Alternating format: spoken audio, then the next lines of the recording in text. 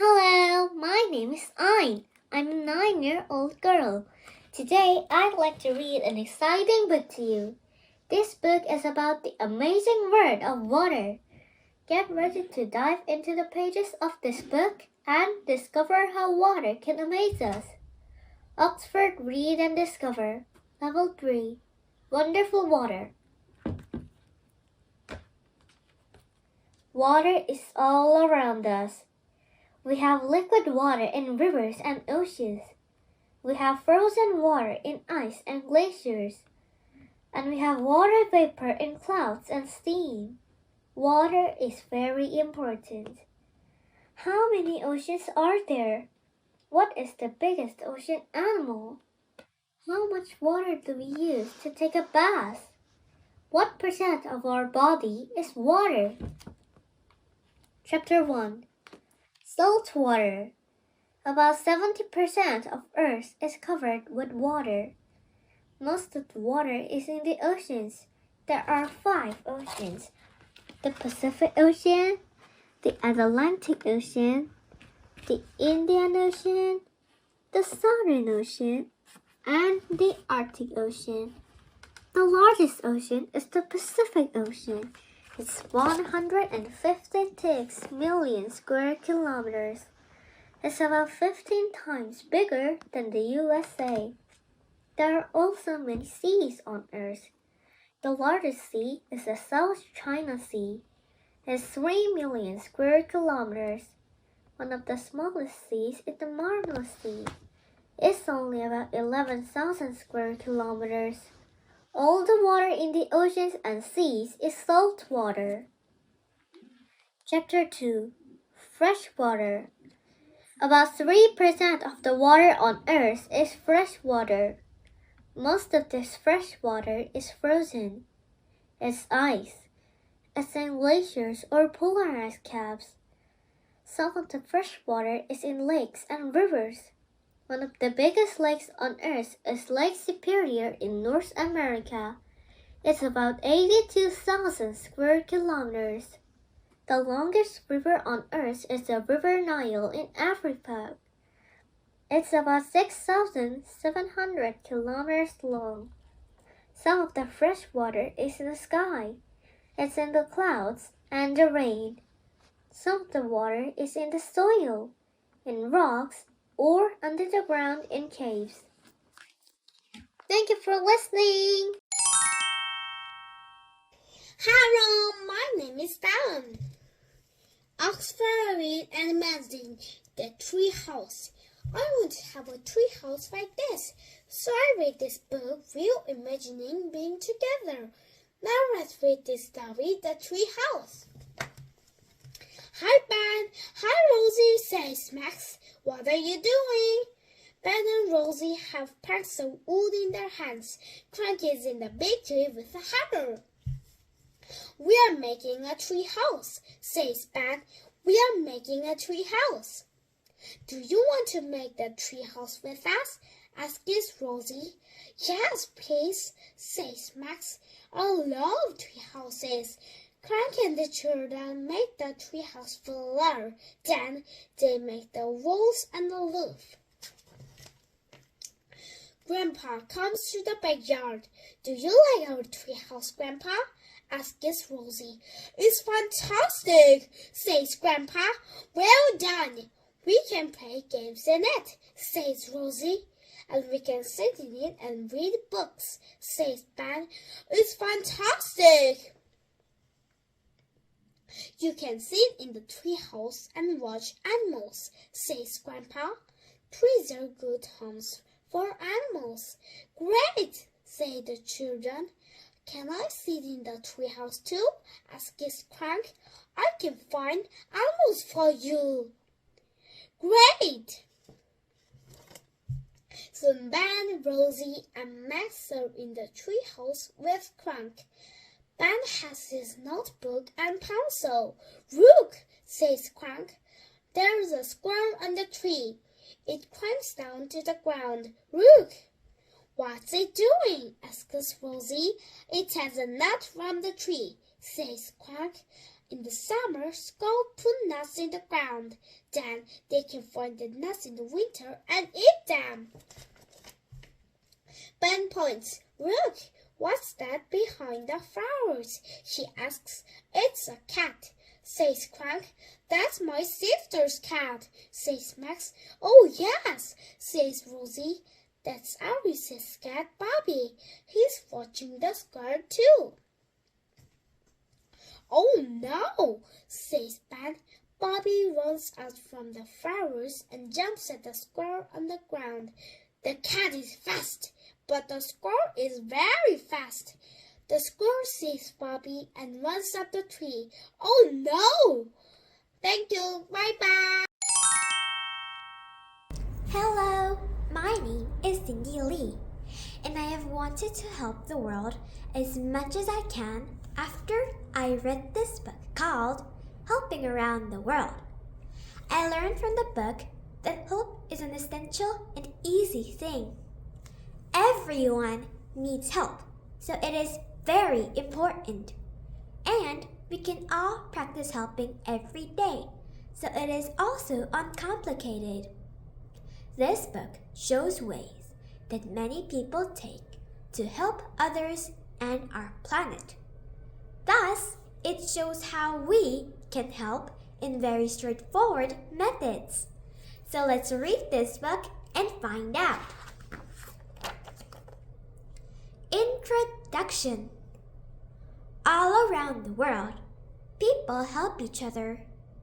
Many people, like doctors and teachers, have jobs that help others. They are paid money for their work. Lots of people give their time freely to do work to help others. They are called volunteers. What are these people doing? Do you know people who do work to help others? Are there volunteers where you live? What do they do? Would you like a job that helps others? Discover! Now read and discover more about helping around the world. 1. Caring for others. Surgeons at work. Japan. It's wonderful to care for a sick child who needs help. It's amazing to save someone's life. Many people do jobs that care for others. Doctors and nurses. Workers like doctors and nurses are very important. They help people to stay healthy, and they care for people who are sick. Doctors often work in clinics or hospitals, and they find out why people are sick and help them to get better. Some doctors, called surgeons, do difficult operations. Nurses work with doctors. They give medication and they care for sick people and their families. In some schools, there's a nurse to help children who are sick or who have an accident. Helping people through life. The people who bring babies into the world are called midwives. They also help the baby, mother, and father to be well in hospital or at home. Thank you for listening. Hello, my name is Julie and I'm 8 years old. Today I'm going to read a story, The Big Storm. I've never had an experience of the big storm, so the title attracted my interest. Now let's read about the big storm. Where are we, Grandpa? asked Rosie. We are on the mountain for a nice quiet afternoon, says Grandpa. He has a basket with lots of food. I have a picnic. Great, says Ben from Max. I am hungry. You are always hungry, Max, says Ben. The children sit down on a blanket and eat. Clown doesn't sit down. He goes the van. Where are clothes going? Says Ben. To the store, says Grandpa. Please be here at 4 o'clock, he said to Clock. The children have a nice picnic. That was great, thank you, Grandpa, says Rosie. But it's 4 o'clock. Where clock? I don't know, says Grandpa. Look at those clouds, says Max. I can see lightning too, says Ben. It's a storm. Soon they can hear thunder. It's getting windier, says Rosie. There is more lightning and the thunder is louder. The storm is coming closer, says Grandpa. He has a cell phone in his hand. Clock, where are you? Now it is very windy. Suddenly there's a flash. It isn't lightning. Clock is here in the van, but the van with wind hit the van, and Clock can't stop. The van bounced on the ground, and then it hit a rock. Stop, Clock! shouted Ben. You are driving to the cliff. The van doesn't fall. It stopped at the edge of the cliff. 2 of its wheels are on the ground. 2 of its wheels are in the air. Clonk! shouted Grandpa. Drive the van! But the van doesn't fall. Can you guess what will happen next? With an imagine. Thank you for listening. Bye-bye! Hello, my name is Toyo. Let's read this book, Alice's Adventures in Wonderland. Wow, Alice is going on an adventure. I'm so excited about it. Let's go on Alice's adventure. Let's go! Alice's Adventures in Wonderland by Lewis Carroll, retold by Jennifer Bassett. Chapter 1, Down the Rabbit Hole. Alice was beginning to get very bored. She and her sister were sitting under the trees. Her sister was reading, but Alice had nothing to do. Once or twice she looked into her sister's book, but it had no pictures or conversations in it. And what is the use of a book, thought Alice, without pictures or conversations? She tried to think of something to do, but it was a hot day and she felt very sleepy and stupid. She was still sitting and thinking, when suddenly a white rabbit with pink eyes ran past her. There was nothing really strange about seeing a rabbit, and Alice was not very surprised when the rabbit said, Oh dear, I should be late. Perhaps it was a little strange, Alice thought later, but at the time she was not surprised. But then the rabbit took a watch out of its pocket, looked at it, and hurried on. At once Alice jumped to her feet. I've never before seen a rabbit with either a pocket or a watch to take out of it, she thought.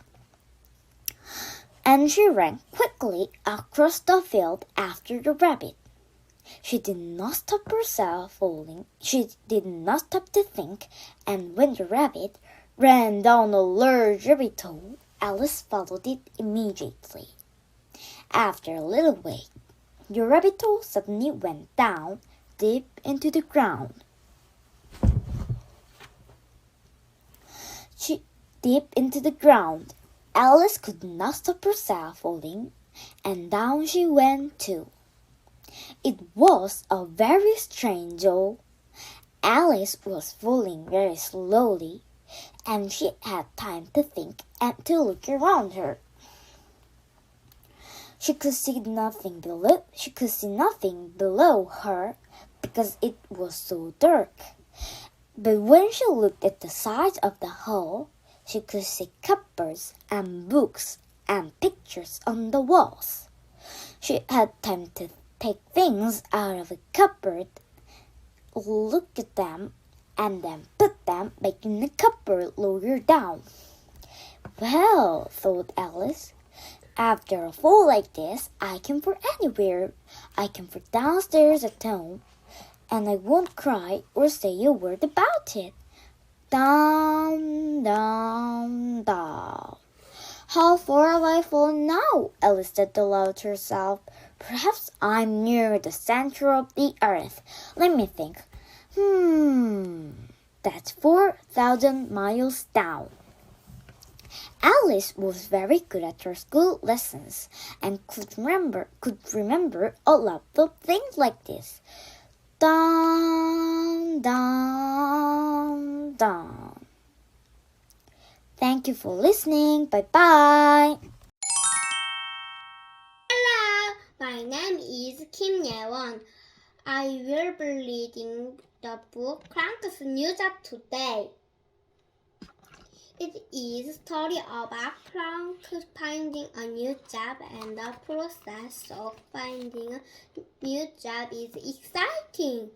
Please enjoy the reading.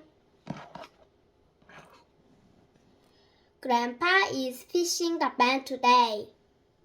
Ben and Rosie are helping him.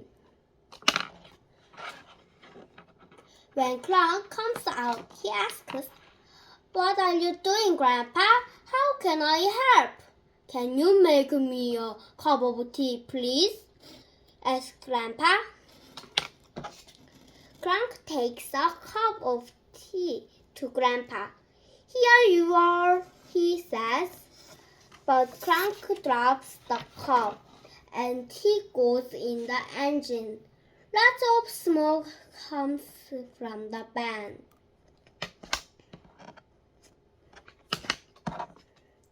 "Oh no," Rosie says. "Sorry," says Crank. He runs to the house.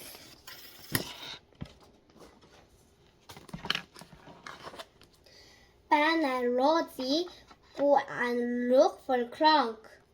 They can't find him, but Rosie finds a letter from Crank. She reads it to Ben. "Grandpa doesn't want my help, but I want to work. I want to get a job in town." "Let's tell Grandpa," says Ben. In town, Crank thinks, "What job can I do? Do I want to work in an office, or maybe in a store?" Then he sees a sign in a restaurant window. "Job? We want a new chef." "Fantastic!" he says. "I can work here."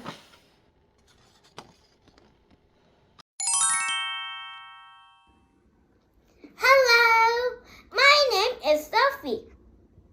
Do you like skateboarding? I love skateboarding. So today I brought this book called Too Fast. Let's start. Rosie and Ben's grandpa is a great inventor. He made a skateboard with an engine, so it goes very fast. A mean boy called Philip took the skateboard and flew very fast. Philip wants to stop the skateboard, but he can't. The skateboard is going very fast. And Philip isn't happy now. He's scared. He's coming close to Rosie and Grandpa. "Jump, Grandpa!" shouts Rosie. Rosie and Grandpa jump from the path to the grass. "There's a blue button on the skateboard. Hit it with your foot." But Philip can't hear Grandpa. He's going in a big circle now. Ben and Max are watching Philip too. Oh no! The skateboard's taking Philip to the park gates.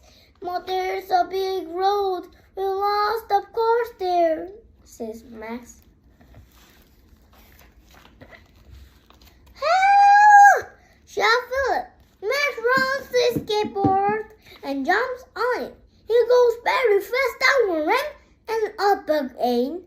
up again. Then he jumps off with the skateboard. Max jumps up at Philip and pushes him. Now, Grandpa's skateboard isn't going to the park yet. It's going to the pond. Splash! Philip hit the water. Max pulls the tall boy up from the pond. Philip is wet, but he's okay. Thank you, he says. Grandpa and Rosie come to the pond too. Is your skateboard okay? Philip asks Grandpa. Yes, but don't take it again. It isn't your skateboard. I'm sorry, says Philip. He looks at Max. I want to learn that jump. Can you help me? Max is happy. Okay, he says. The end.